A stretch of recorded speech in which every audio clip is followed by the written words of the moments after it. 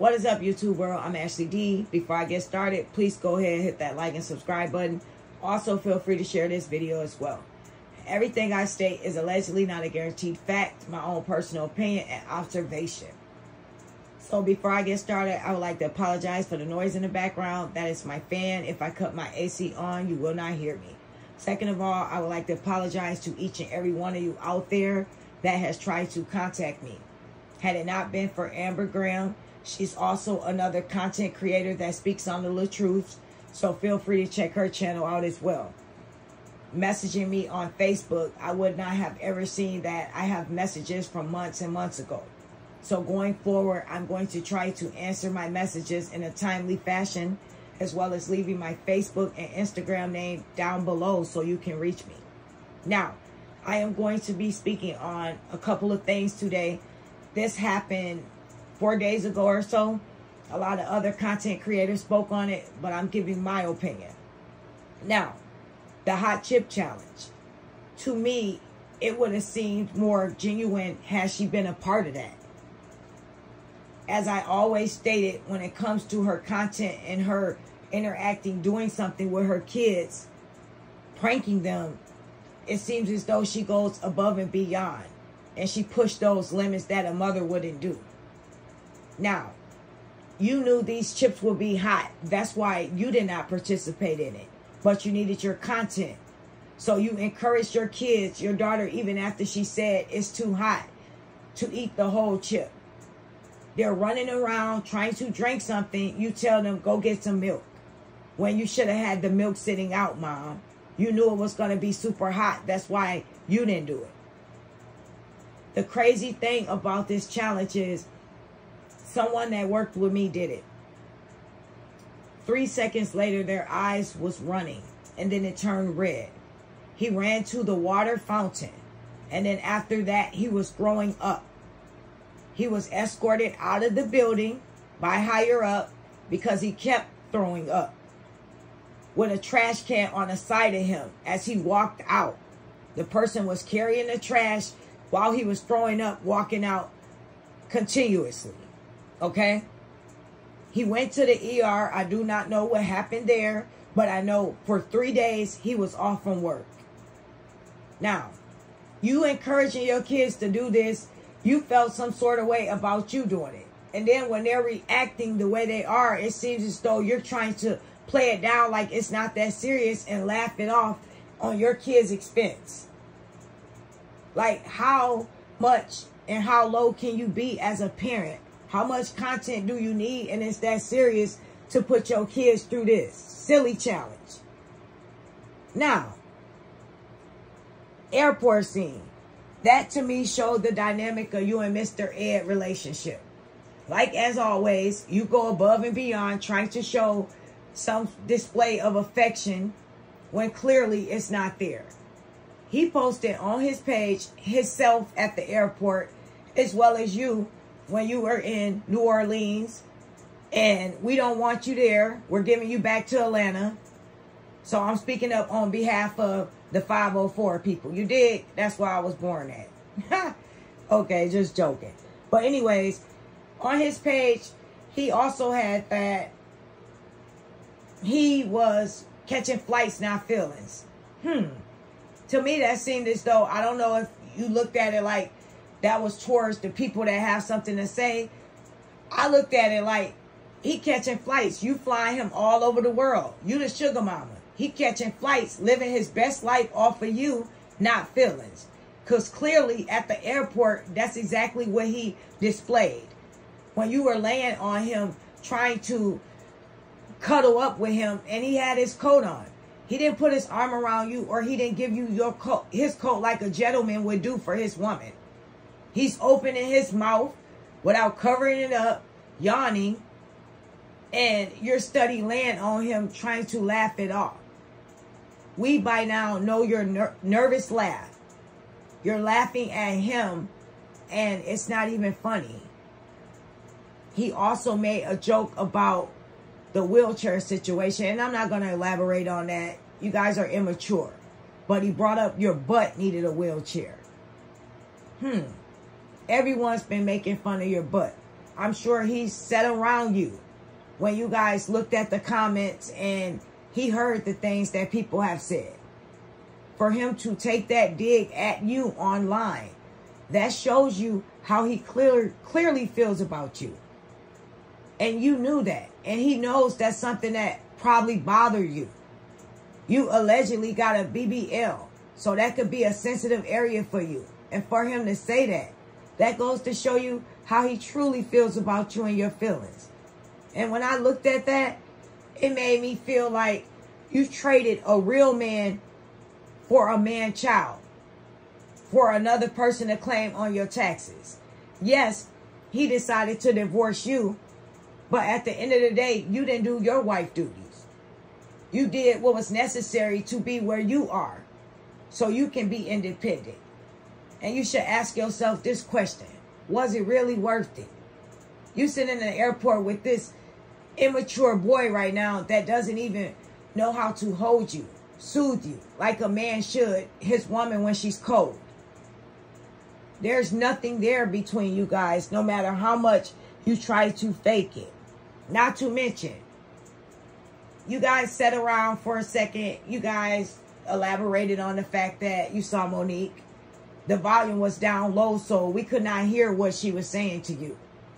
However, we also remember Monique was what? On Charm School, right? What did she do on Charm School?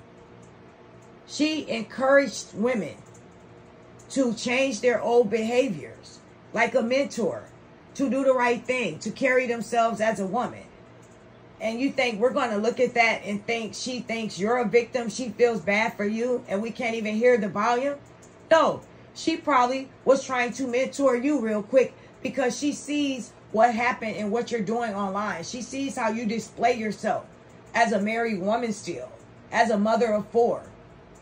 And then Mr. Ed had the nerve to say, she knows me already. Really? It didn't seem like that in the picture. It seemed like she treated you like a pet dog. Go over there. Go over there. And you wagging your tail, so excited to see her, as though you're going to get chosen to be in a Netflix special. Like you're so funny, but yet you're corny. She didn't know you. And the picture said 1,000 words. You sitting up there smiling, cheesing, like a super fan that you are.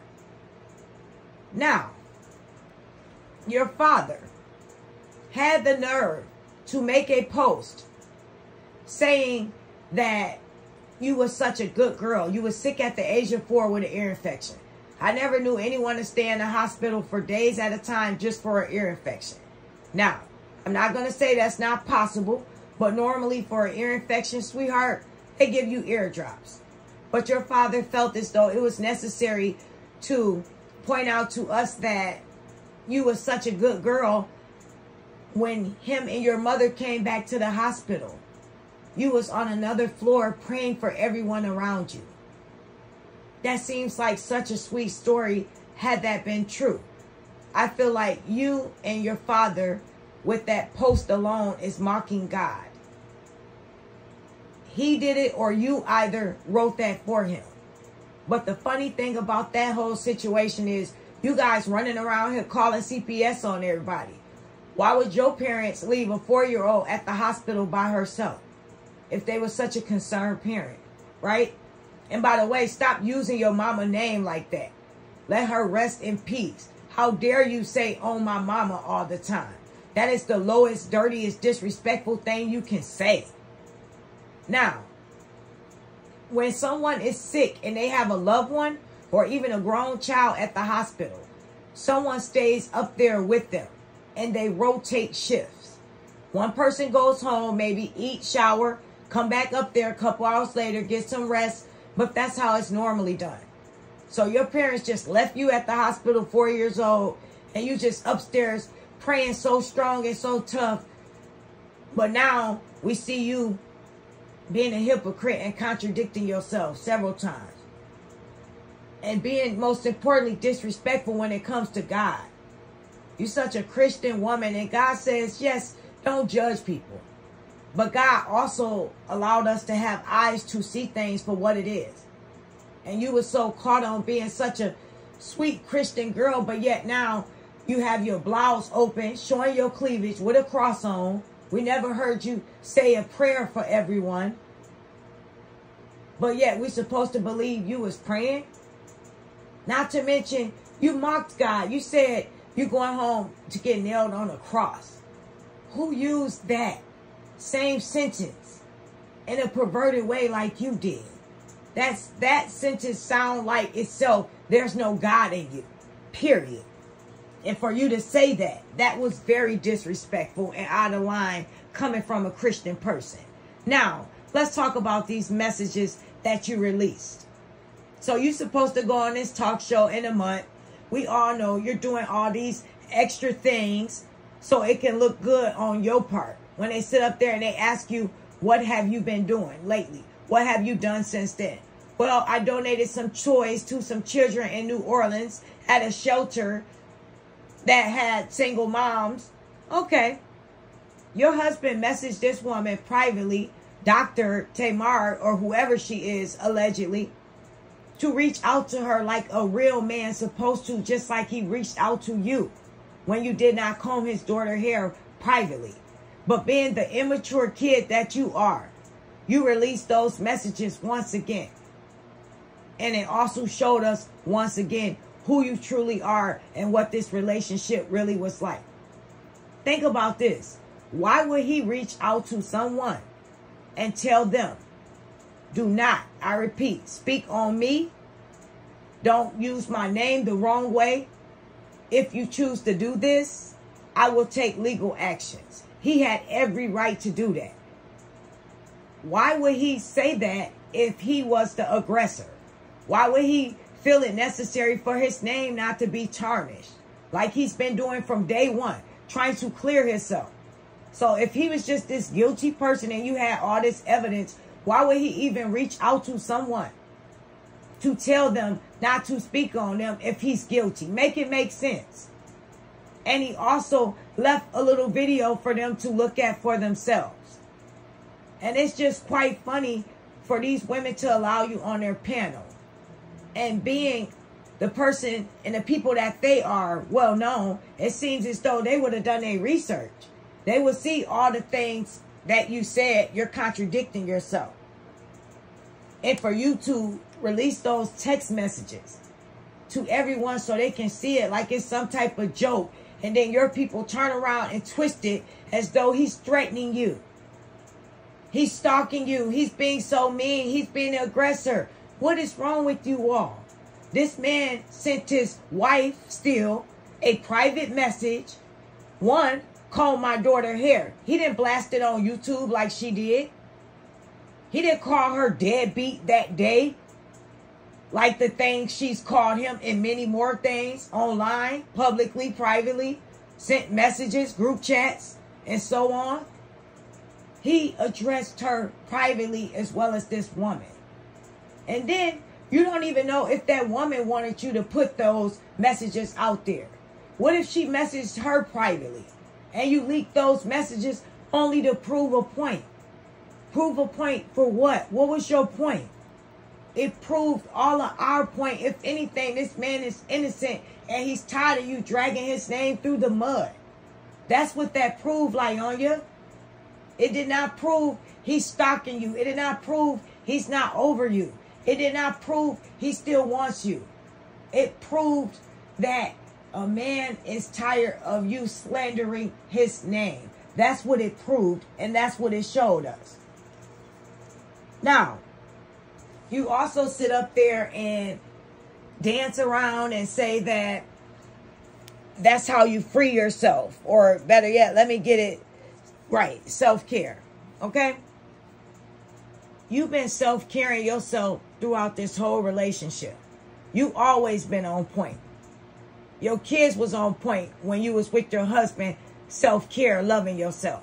Now, going forward, you even more self-care, love yourself. You always make sure your needs and wants are taken care of. But when it comes to the kids, what about their self-love? What about the small things that you may think not a big deal, but it means so much to them? You like to keep yourself up. but you don't keep that same energy for your children. Not to mention, they just started school. You think this was the best time for you to go out of town and deliver some toys while they're just started school? Who's watching the kids? At the end of the day, it is what it is with this whole situation. We all put our content out respectfully. We all have our own point of views. It seems as though you and your people go above and beyond to try to prove someone wrong, to try to paint someone in a bad light. Let people have their own opinions. Stop trying to scare people off. Stop making threats. And live your happy life that you claim you have. And sign the divorce papers if that's what you really want. You want a divorce. You want him to leave you alone. Why are you constantly, every day, bringing him up? You releasing this message. You knew it was going to be talked about. You didn't have to tell anyone about that. You didn't even have to respond. You should have just kept it moving. But like always, Miss Lieonya, you like drama. Drama follows you. That's who you are. And that's what you will continue to be. Until you are held accountable for all the things you have done. For all the dragging of this man's name. And so many more people that was only being helpful and uplifting. Please leave your opinion down below what you think. I will speak to each and every one of you soon. I hope you have a blessed week starting on Monday. Take care. Bye.